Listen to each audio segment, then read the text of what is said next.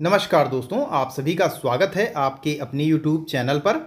आज की इस वीडियो में हम आपको बताने वाले हैं एक देश एक चुनाव, जो इस समय चर्चा का विषय बना हुआ है। वन नेशन वन इलेक्शन में कितना बदल जाएगा भारत का चुनाव और विधानसभाओं के बचे टर्म का क्या होगा, जानिए हर सवाल का जवाब। तो आइए दोस्तों, आज की इस वीडियो को स्टार्ट करते हैं। उससे पहले दोस्तों, अगर आप चैनल पर पहली बार आए हैं तो चैनल को सब्सक्राइब कर लें, साथ में बेल आइकन को अंडर प्रेस कर लें, जिससे डेली की डेली जो हमारी वीडियोस आती हैं उनकी जानकारी आपको मिल सके। तो अब दोस्तों आइए आज की वीडियो को स्टार्ट करेंगे।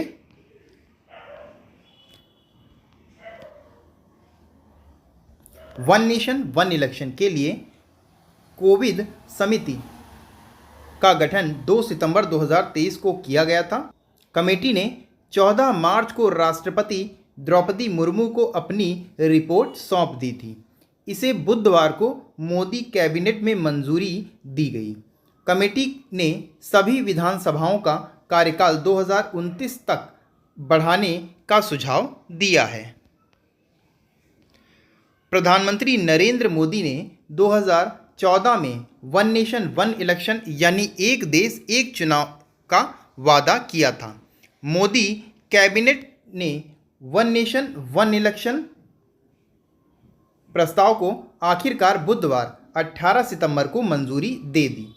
वन नेशन वन इलेक्शन का प्रोसेस तय करने से पूर्व राष्ट्रपति रामनाथ कोविंद की अध्यक्षता में एक कमेटी बनाई गई थी, जिसमें 8 सदस्य थे। कोविंद कमेटी का गठन 2 सितंबर 2023 को किया गया था और कमेटी ने 14 मार्च को राष्ट्रपति द्रौपदी मुर्मू को अपनी रिपोर्ट सौंप दी थी, जिसे बुधवार को नरेंद्र मोदी ने कैबिनेट में मंजूरी दी। कैबिनेट ने सभी विधानसभाओं का कार्यकाल 2029 तक बढ़ाने का सुझाव दिया है। संसद के शीतकालीन सत्र में इस पर बिल पेश किया जा सकता है।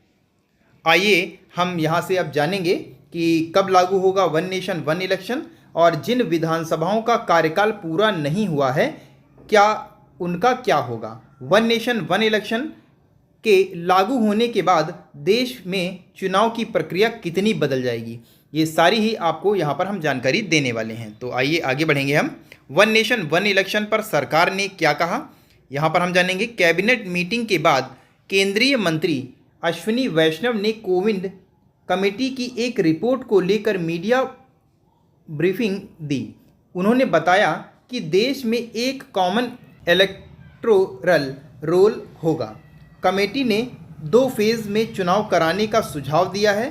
पहले फेज़ में लोकसभा और विधानसभा के चुनाव कराए जाएंगे, जबकि 100 दिन के अंदर दूसरे फेज़ में लोकल बॉडी निकाय के चुनाव के इलेक्शन होंगे। कोविंद ने कमेटी की ये सिफारिशें 2029 के लोकसभा चुनाव के बाद लागू होंगी। 2029 के लोकसभा चुनाव के बाद राष्ट्रपति एक नियत तारीख तय करेंगे, जिस पर राज्यों और केंद्र के चुनाव एक साथ कराए जाएंगे। इसके लिए कम से कम 5 से 6 संवैधानिक संशोधन की ज़रूरत पड़ेगी। केंद्रीय मंत्री ने कहा कि मोदी कैबिनेट ने वन नेशन वन इलेक्शन पर कोविड कमेटी के सुझाव पर विचार करने के लिए देश भर में चर्चा करेंगे। इसके बाद अगला कदम उठाया जाएगा। कोविड कमेटी ने वन नेशन वन इलेक्शन पर क्या सुझाव दिया, आइए इसके बारे में यहाँ पर हम जानेंगे, आपको यहाँ पर बताएंगे। कोविड कमेटी ने सुझाव दिया कि सभी राज्य विधानसभाओं का कार्यकाल अगले चुनाव यानी 2029 तक बढ़ाया जाए। पहले फेज़ में लोकसभा चुनाव विधानसभा चुनाव एक साथ कराए जा सकते हैं। दूसरे फेज़ में 100 दिन के अंदर निकाय चुनाव कराए जाएंगे।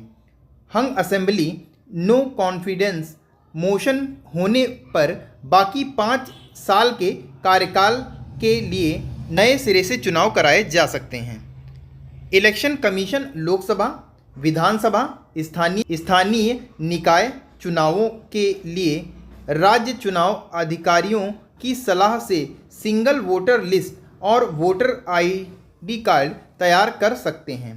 कोविड पैनल ने एक साथ चुनाव कराने के लिए डिवाइसों मैन पावर और सिक्योरिटी फोर्स की एडवांस प्लानिंग की सिफारिश भी की है। कोविड कमेटी में कौन कौन? वन नेशन वन इलेक्शन पर विचार करने के लिए पूर्व राष्ट्रपति रामनाथ कोविंद की अध्यक्षता में 2 सितंबर 2023 को कमेटी बनाई गई थी। कोविड की कमेटी में गृह मंत्री अमित शाह, पूर्व सांसद गुलाम नबी आज़ाद, जाने माने वकील हरीश साल्वे, कांग्रेस नेता अधीर रंजन चौधरी, 15वें वित्त आयोग के पूर्व अध्यक्ष NK Singh, political scientist Subhash Kashyap, पूर्व केंद्रीय सतर्कता आयुक्त CVC संजय कोठारी समेत कुल इसके 8 मेंबर थे। केंद्रीय कानून मंत्री अर्जुन राम मेघवाल कमेटी के स्पेशल मेंबर बनाए गए थे। कैसे तैयार हुई रिपोर्ट, आइए इसके बारे में कुछ जानेंगे। यहाँ कमेटी ने इसके लिए 62 राजनीतिक पार्टियों से संपर्क किया। इनमें से 32 पार्टियों ने वन नेशन वन इलेक्शन का समर्थन किया है, वहीं 15 दलों ने इसका विरोध किया है, जबकि 15 ऐसी पार्टियां भी थीं जिन्होंने कोई जवाब नहीं दिया।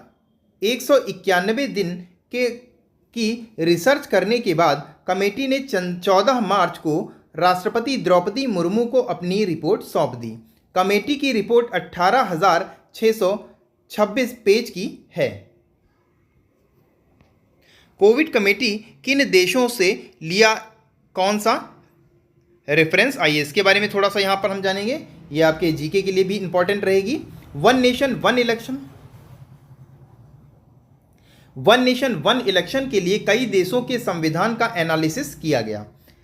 कमेटी ने स्वीडन, जापान, जर्मनी, दक्षिण अफ्रीका, बेल्जियम, फिलीपींस, इंडोनेशिया के इलेक्शन प्रोसेस की स्टडी की। दक्षिण अफ्रीका में अगले साल मई में लोकसभा और विधानसभाओं के चुनाव होंगे, जबकि स्वीडन इलेक्शन प्रोसेस के लिए आनुपातिक चुनाव प्रणाली यानी प्रोपोर्शनल इलेक्शन सिस्टम अपनाता है। जर्मनी और जापान की बात करें तो ये यहाँ पहले PM का सिलेक्शन होता है, फिर बाकी चुनाव होते हैं। इसी तरह इंडोनेशिया में भी राष्ट्रपति और उपराष्ट्रपति के चुनाव साथ में ही होते हैं। क्या इससे पहले भारत में एक साथ चुनाव हुए हैं, आइए इसके बारे में जानते हैं। तो हाँ, ऐसा हुआ है। भारत की आज़ादी के बाद 1952, 57, 62 और 67 में लोकसभा और विधानसभा के चुनाव एक साथ कराए गए थे।